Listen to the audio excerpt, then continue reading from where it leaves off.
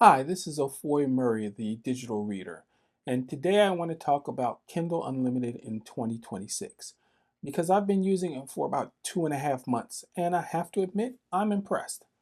Now, this isn't my first time with Kindle Unlimited. In the past, I treated it like a pit stop. I'd buy a book, realize the rest of the series was on Kindle Unlimited, subscribe for a month, binge the series, and cancel. I never really explored it. Now, there are numerous book streaming services available. To name a few popular ones, Kobo offers one, Scribd offers one, but it has a similar feel to Napster or like a BitTorrent. Then there's Evran, which I believe is in a challenging position because it lacks the connection to an e-reader ownership base like Kindle or Kobo. In my opinion, Kindle Unlimited stands out for a few reasons. Firstly, it doesn't involve pirating any content. Some services like Scribd have content that is clearly copyrighted material that has been illegally scanned as a PDF. Second, it's not just ebooks. It's audiobooks, comics and manga, magazines, and you can even find some textbooks. The comic and manga selection isn't massive, but it's not empty either. There's enough to make it worth browsing if you're a casual comic reader. And the magazine selection, that actually surprised me. A lot of big name magazines are in there, and if you're somebody who's into current information or current affairs or current politics, then this is something I think you would get great use out of. Third, as Monk would say, the gift and the curse, Kindle's search algorithm. Amazon puts everything in one giant website. So if you type, for example, Batman, you're getting Batman dolls, movies, t shirts, and somewhere in there, comic books. That can be frustrating. The key is learning how to search. If I'm browsing casually, I go into Kindle Unlimited's main page and I hit Browse Catalog.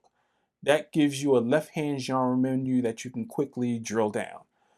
But sometimes using that left hand menu, it'll still leak a little bit and you'll pick up books that aren't Kindle Unlimited books, maybe the occasional product. It's just you really have to be clear with Kindle to tell it what you want to see. And the best way to do that is if you're looking for something specific, let's say that Batman comic, I go to Amazon's main search, type what I want, plus I add the words Kindle Unlimited. And then when the search comes up, if you look on the left, you'll see that there's a Kindle Unlimited checkbox.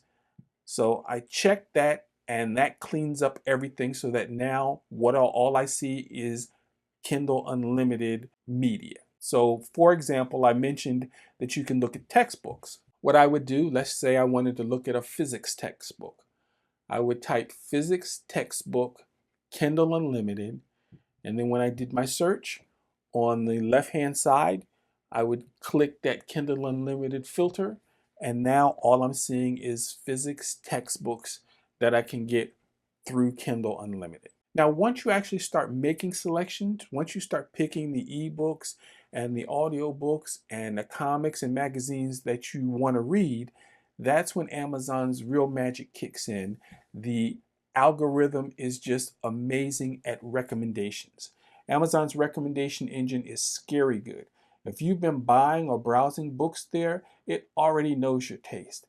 After I selected about 10 books that genuinely interested me, the recommendations got very sharp.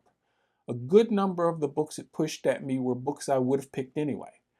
That's something I don't always get with Libby, for example. Libby is fantastic, it's free, but you have to know what you're looking for. It doesn't really build around your taste the same way.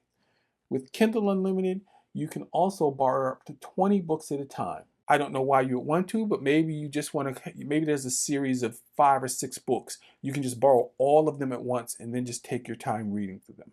It's not really like a library, so you don't lose access to books if you don't pick them right away. All of their books are kind of instant picks. So if you see a book and you select it, it's automatically going to be in your queue. You never have to wait in line for a book. And you can keep those 20 books as long as you're subscribed to Kindle Unlimited. Magazines don't count toward that limit. Now let's address another big point, the catalog. Yes, Kindle Unlimited has a ton of romance, urban fiction, and romantasy. That's what they showcase because that's what moves the needle for them. But once you start digging, you'll find more variety, including some solid pulp detective fiction, genre series, and niche reads that don't always get front page attention. It doesn't have a huge amount of older, traditionally published backlist stuff, especially books more than 25 years old, but it's constantly adding new content. For me, here's who Kindle Unlimited makes the most sense for: someone who doesn't already have a massive book library, someone who reads more than 2 books a month but doesn't want to spend on more than 2 books a month, someone who doesn't have the budget to constantly buy books, or someone outside the US who doesn't have a seamless access to a local library's digital collection in your country or wherever you are. I would definitely check Amazon to see what Kindle Unlimited is like in your country. Also, if you have Amazon Prime, don't sleep on Prime Reading. It's basically a baby Kindle Unlimited, smaller selection, but free with Prime. Go in there, browse, find maybe 10 books you're interested in, because once you do that, the algorithm starts working for you. Now, I've said this before many times, I don't buy books from Amazon. If I'm buying a book, I want to own it. I mostly buy from Kobo because I can back up my books using Caliber. If Amazon ever allows personal backups, I'd reconsider. But until then, purchasing from them isn't for me. Kindle Unlimited, though, that's a different agreement. I'm not buying, I'm borrowing. I'm paying $11.99 for access to those books. That's a clean deal. For me personally, I probably won't keep it year round because I already have a huge backlog, but I absolutely see myself subscribing a couple months a year, knocking out the books on my wish list that are in Kindle Unlimited, and then rotating back to my own library. Kindle Unlimited is flexible, it's versatile. You can use it on a Kindle, an Android, an iOS device, or even in a web browser. And it keeps track of everything you read, so when you go in there, you can kind of see your reading history of all the books you've read on Kindle Unlimited. In 2026, Kindle Unlimited feels like the best bang for the buck. And if you're thinking about paying for a library of books on demand, it's hard not to strongly recommend Kindle Unlimited.